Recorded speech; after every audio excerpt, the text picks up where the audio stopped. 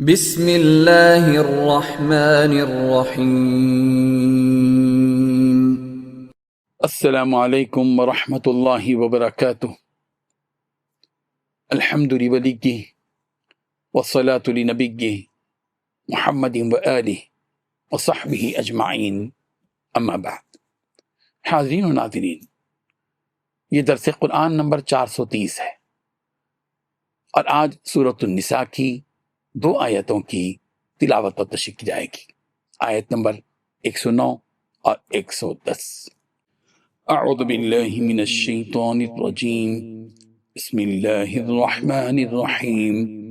ہا انتم ہؤلاء جادلتم عنہم فی الحیاة الدنیا فمن يجادل الله عنهم يوم القيامة أم من يكون عليهم وكيلا ومن يعمل سوءا أو يظلم نفسه ثم يستغفر الله يجد اللہ غفورا رحیما، صدق اللہ العظیم۔ لفظی ترجمہ یوں ہے، ہاں انتم ہؤلاء، ہاں تم وہی لوگ ہو، جادلتم کہ تم نے جھگڑا کیا، عنہم ان کی طرف سے، فی الحیات الدنیا زندگانی دنیا میں، فمن یجادل اللہ پھر کون جھگڑا کرے گا اللہ سے، عنہم ان کی طرف سے، یوم القیامہ قیامت کے دن، امن یکون علیہم یا کون ہوگا ان کی طرف سے وکیل، ومن یعمل سوءا اور جو کوئی عمل کرے برا، او یظلم نفسہ یا ظلم کرے اپنی جانوں پر، ثم یستغفر اللہ پھر وہ اللہ سے بخشش مانگے، یجد اللہ تو پائے گا اللہ کو، غفور الرحیم بہت بخشنے والا، نہایت رحم کرنے والا۔ ترجمہ یوں ہے، بھلا تم لوگ دنیا کی زندگی میں تو ان کی طرف سے بحث کر لیتے ہو، سو قیامت کے دن ان کی طرف سے اللہ کے ساتھ کون بحث کرے گا اور کون ان کا وکیل بنے گا؟ اور جو شخص کوئی برا کام کر بیٹھے یا اپنے حق میں ظلم کر لے، پھر اللہ سے بخشش مانگے تو اللہ کو بڑا بخشنے والا، بڑا مہربان پائے گا۔ ان 2 آیتوں میں 3 باتیں بتلائی گئی ہیں۔ پہلی بات، تمہارا بساط تو یہی ہے کہ تم نے دنیاوی زندگی میں لوگوں سے جھگڑ کر ان خیانت کرنے والوں کی حمایت کر لی۔ دوسری بات، بھلا اس کے بعد قیامت کے دن اللہ سے جھگڑ کر کون ان کی حمایت کرے گا اور کون ان کا وکیل بنے گا؟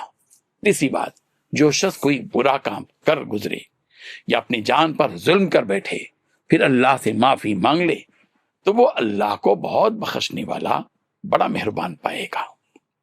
بزرگان محترم، ہم دنیاوی زندگی میں لوگوں سے جھگڑ کر ان خیانت کرنے والوں کی حمایت تو کر لیتے ہیں، لیکن سوال یہ ہے کہ جب قیامت کا دن قائم ہوگا اور اس وقت رب ذوالجلال میزان عدل قائم کریں گے اور جب فیصلے کریں گے تو اس وقت ہے کوئی اللہ کے روبرو کسی خیانت کرنے والے کی طرفداری اور حمایت کرے اور اس کی مدد کرے؟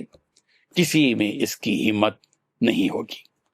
تم دنیاوی زندگی میں ان کی طرف سے جواب دہی کرتے ہو، یہاں کی جواب دہی کرنے سے اگر کوئی شخص اپنے کالے کرتوت سے بری ہو بھی جائے تو قیامت میں جب معاہدہ ہوگا اس وقت کون اللہ کے سامنے پیشی کے وقت ان کی طرف سے جواب دہی کرے گا، اور وہاں ان کا کون مددگار ہوگا؟ وہاں نہ کوئی حمایتی ہوگا، نہ وکیل ہوگا، اپنا کیا ہر ایک کو خود بھگتنا ہوگا۔ یہاں ان لوگوں کو تنبیہ ہے جو مال چرا کر یا خیانت کر کے یا ڈاکہ ڈال کر یا فائلوں میں رد و بدل کر کے یا کسی صاحب اقتدار سے مل جل کر اپنا کیس دبا دیتے ہیں اور دوسروں کا مال کھا جاتے ہیں۔ یہ لوگ یہ نہ سمجھیں کہ دنیا میں ہم نے کاغذات چیک کر کے یا کسی صاحب اقتدار کی پناہ لے کر اپنی جان کو دنیا میں بچا لیا تو آخرت میں بچ گئے۔ آخرت کا حساب ہر گھڑی سامنے رکھنا لازم ہے۔ وہاں کوئی مددگار نہ ہوگا۔ جو کوئی شخص برا عمل کرتا ہے یا اپنی جان پر ظلم کر بیٹھتا ہے، پھر اللہ تبارک و تعالیٰ سے معافی مانگ لیتا ہے، اسے جان لینا چاہیے کہ اللہ تعالیٰ اپنے بندوں کو بخشنے والا ہے۔ رب ذوالجلال کو بندے کا معافی مانگنا، توبہ کرنا، استغفار کرنا بڑا اچھا لگتا ہے۔ اللہ تعالیٰ اپنے ان بندوں کو بڑی محبت سے دیکھتے ہیں جو بندے اپنے گناہوں پر معافی مانگتے ہیں، توبہ اور استغفار کرتے ہیں۔ وہ بندہ جس نے اپنے رب ذوالجلال کی طرف رجوع کیا، معافی مانگی اور اپنی اصلاح کر لی تو اپنے پروردگار کو بڑا ہی مہربان اور بخشنے والا پائے گا۔ رب ذوالجلال ہم سب کو اپنے کیے ہوئے گناہوں پر معافی مانگنے کی، استغفار کرنے کی، گڑ گڑا کر رو رو کر اپنے رب کے سامنے توبہ کرنے کی توفیق عطا فرمائے۔ آمین۔ وآخر دعوانا ان الحمد للہ رب العالمین۔ ڈیلی درس قرآن کو سبسکرائب کیجئے، اپنے تاثرات اور مشورے ارسال کیجئے اور متعلقین کے گروپ بنا کر انہیں روزانہ درس قرآن بھیجیں اور اجر ثواب پائیں۔